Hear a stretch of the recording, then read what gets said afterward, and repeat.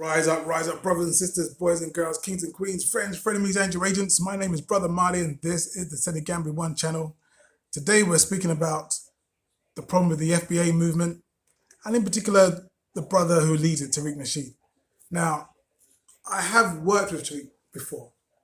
I was the first person to invite him over to the UK to do one of his talks. Back in the day, he used to go around doing talks in different places. I was the first person to have him over to the UK. And so I got to know him personally in that time. And what I was surprised by was how quiet he is in person. You know, what I was expecting was the gregarious, the funny, the kind of witty guy that you see online. But in actual fact, he's very thoughtful and very pensive and very calm. It feels like, which was nice. Which was nice. But we got to talk about this whole FBA movement thing that we got going on. That's what we're going to get into in this conversation. Okay, so what is my problem with the FBA movement itself?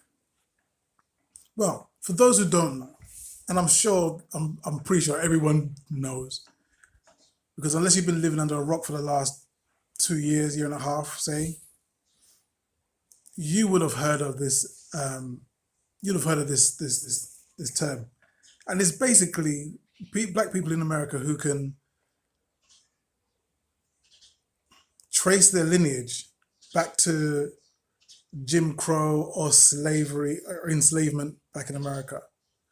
That has its own designation of black people on the planet. And I think that's a very positive way to kind of view yourself, you know, kind of give yourself a designation. I mean, that's cool. You know, you circle your wagons, you figure out, okay, this is who we are, and you're going to run with that. No problem at all with that. No problem.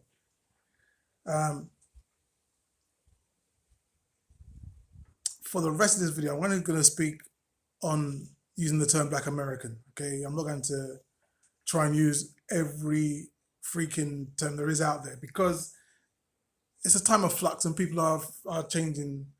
And it's so strange because it's like, I'll do a video and I'll use the term African American. I'll get a lot of people complain and say, yo, don't use that term again. I'm a Moor, or I am a Hebrew Israelite, or I am a FBA or something. They'll have their own preference. So I'm going to just use the term Black American going forward as a catch-all, okay? And I hope that doesn't upset or offend anybody. That's not the plan here. So my issue isn't with the people. In fact, one of the first times I went to America, I was in New York, and I went to the National Association of Black Journalists conference, which was being held in New York at the Marriott Hotel. And I was blown away by just how organized, how audacious you lot were over there in comparison to what I was seeing in England. Over in America, I'm seeing people having huge, lavish conferences, and they were professional, and they were full of happy-looking professional people. And I was just blown away by it. I was so impressed by that. And I was told, well, this ain't nothing. You've got like the same thing for black firemen. You've got the same thing for black policemen. You've got the same thing for black nurses, and so on and so forth. And so there's all these fraternities and organizations that have been built around this terminology of Black American. And I thought that was so cool. And I was like, one day, hopefully, the UK will catch up with you people over here and have something similar going on. And slowly but surely, they're catching up. But you lot are way ahead as far as organizing and having the financial and corporate backative to be able to run those kind of events. I was very impressed with that. So the problem I have with this FBA movement thing is because the guy who's running it, his name is Tariq Nasheed, and he has clearly weaponized this thing. You know, if you're talking about let's be proud of who we are, let's be proud of our accomplishments, let's be proud of our history and what we'll do in the future, I got you 100%. I agree with it. If it was we deserve reparations as Black Americans and nobody else coming into this country deserve reparations who are Black but are not Black American, 100% agree with that as well. That's common sense, it's logic. You know, if you look historically, those of us who were pulled out of Africa and transported around the planet, our family was in Guyana, South America. Other people in other parts of the Caribbean, then our issue would be with the British government. We'll be looking to the British government for reparations. People who are born in Africa, you know, depending on where they are, they should talk to the French government, they should talk to the British government. That's where you'll get your reparations from. Don't be trying to jump on somebody else's bandwagon. So I completely agree with that. And we've been on this for a while. This young lady, this is Shanice, is my niece over in London, a lovely sister. And this brother here in the background with the red, gold and green hat, he is, I believe, Juliet from Blackset. That's her younger brother. So we've been on this whole reparations conversation for a long time. This is from 2015, this video in particular. But we've been getting on this reparations thing. And this march was to the Houses of Parliament in London.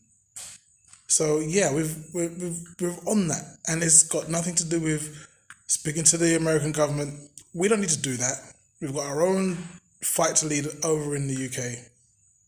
Those brothers who are still back over in the UK, I encourage you to keep doing that. And keep those numbers swelling and growing.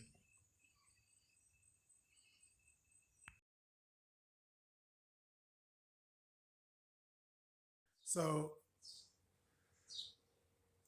I really want to make sure that I've been crystal clear and over the top in speaking about my support for your cause.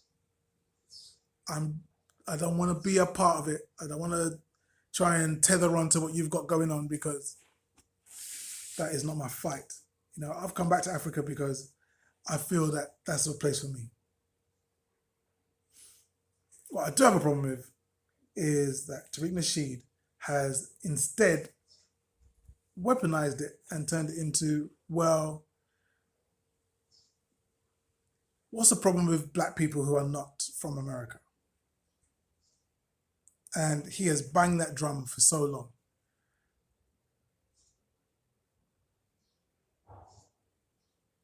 Now, there was a time when he was doing the hidden colors videos, which were very informative, very good. When he got around to the last one, he was speaking to a guy called Richard Spencer. Now, Richard Spencer is the leader of the alt-right in America. And what has been so powerful about the alt-right is how they've gone around spewing their racist rhetoric. They've been very slick in that they've used humor and cartoons to denigrate other people. So if they're talking about Black people or they're talking about Jewish people, they would use humor to denigrate them. They'd use cartoons to put them down.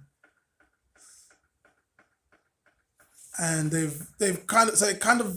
so what happens is that the reader, the person who's taking on that content, they're having a physical and emotional connection with the words. They're having a physical and emotional connection with the words. They are in agreement by way of laughing, by way of laughter, by way of humor. What the alt-right and the previous iterations of right-wing media has done also is that they've told white Americans that no matter how bad it is for you, at least you are not black. So you've had white people over in America doing the dirty work of the government and the police force, and they are, substituting themselves as substitute policemen. You got Karens running around, Kens running around. How many videos have we seen of people who will complain, you can't park your car here, you can't deliver here, do you live here? People breaking into someone's house because they think this is my house. Just lots of ways in which they can just keep on their foot on the necks of black American people. And it's disgusting. But what you find is that as long as you are not black and American, and you are black other, what Tariq Nasheed has done is use this FBA movement to say the problem is with those other black people. And he's really kind of weaponized that whole conversation against the wider diaspora that I have a problem with. You see, what he's doing is he's using aspects and tactics of the alt-right against other black people. And he's had tremendous success at doing that. So, for example, there was a few years ago, there was a video of some Jamaican people that are watching a race, 200 meters race, and America won the race, okay, in this Olympic race, some athletic race. I don't know where they were. Some athletic race, USA and Jamaica were running. These Jamaicans were watching, and America won, and the Jamaicans were obviously disappointed. They're holding their head. They're like, oh no. And Tariq was like, do you see the vitriol they have for black American people? They hate us. Now, no one is hating on nobody. You've got some Jamaicans watching other Jamaicans lose to a bunch of Americans, and they are disappointed. That is normal behavior. No one is cursing out anybody. No one is saying, oh, I hope those black Americans trip and break their ankle. No one's saying nothing bad. It's just an ordinary race, and people have an ordinary reaction to losing an ordinary race. And what he did was say, yeah, you see, that's an example of the vitriol they have for us. There's no vitriol. But when you have an influencer, someone as influential as that, viewers will read that and see this is a problem. This is vitriol that they have for us. He would laugh about how African people eat bushmeat. You lot eat bushmeat. You lot are terrible. You eat bushmeat.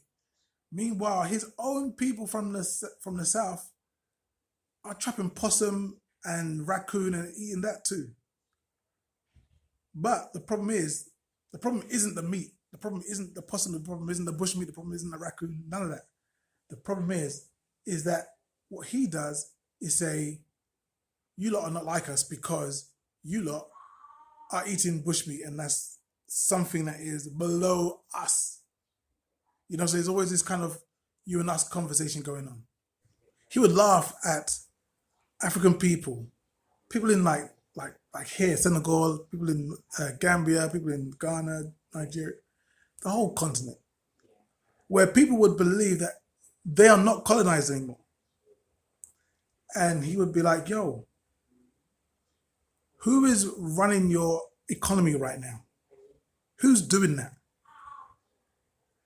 And will destroy the point of view of those people who are calling in saying they're not colonized, which he should do. But he's never had that conversation with Black American people, because what he said is,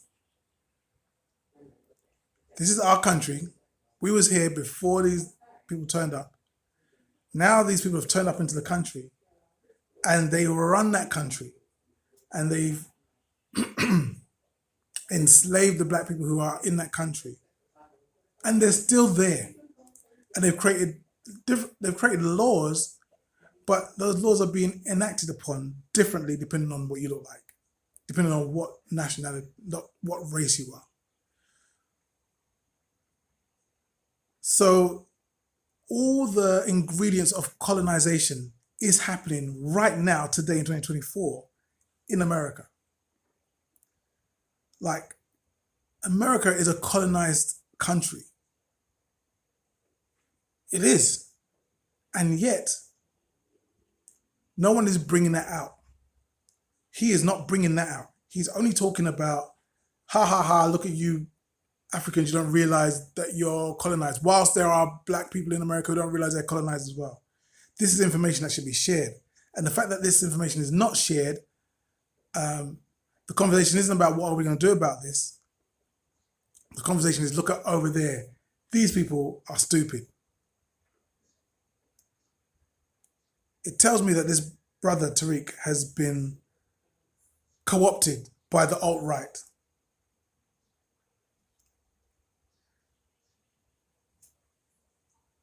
You know, Black people have always voted for the Democrats.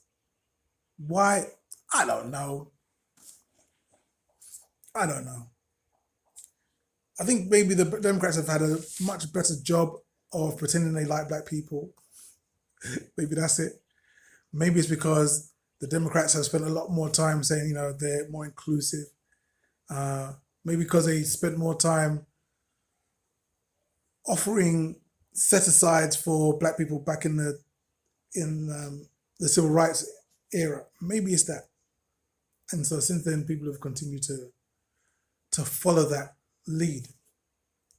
But when you actually check it, neither party has really given Black people what they deserve. But what I've noticed in his rhetoric, he has been a lot more supportive of the Republicans, a lot more supportive of Donald Trump, just like the alt-right. My problem with the FBA movement has nothing to do with the people, has nothing to do with their reason for clamming together. My problem is that movement has been weaponized against Black American people right now. What I've noticed in a recent video of his is that he spoke about how Black people from the Caribbean are into this degenerate sexual behavior. Like it's a thing that is only happening in the Caribbean. Completely missing Sexy Red.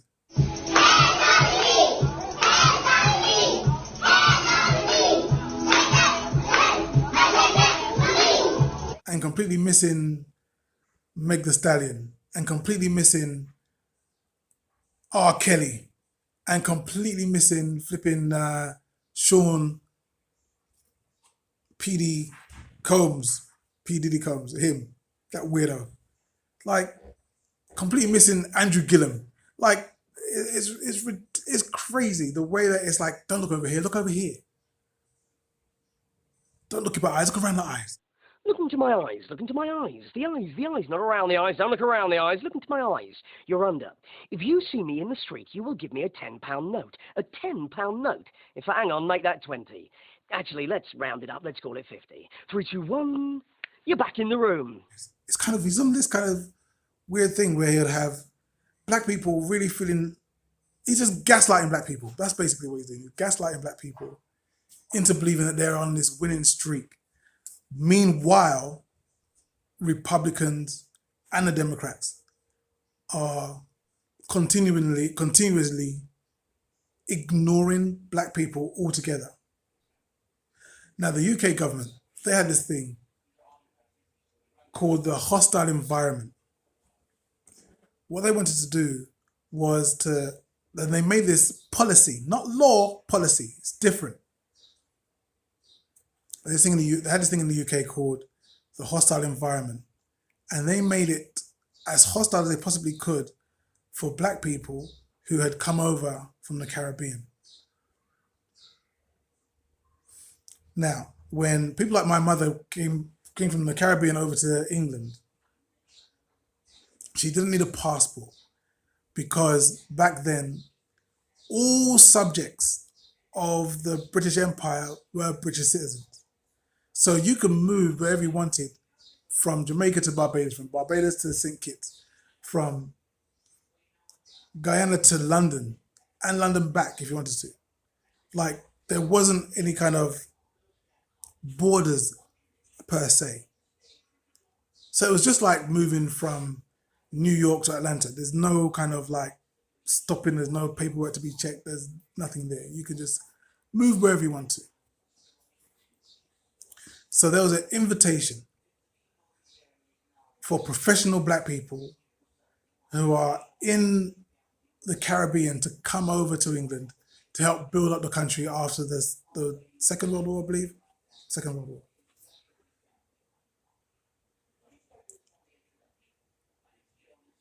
What we found instead was that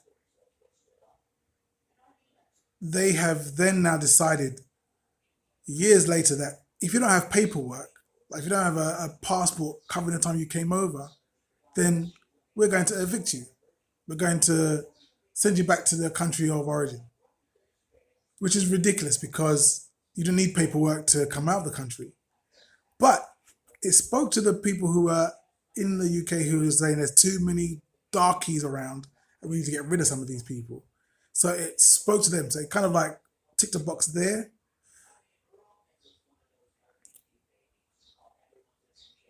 And at the same time, it treated black people with the malice that they wanted to treat us with.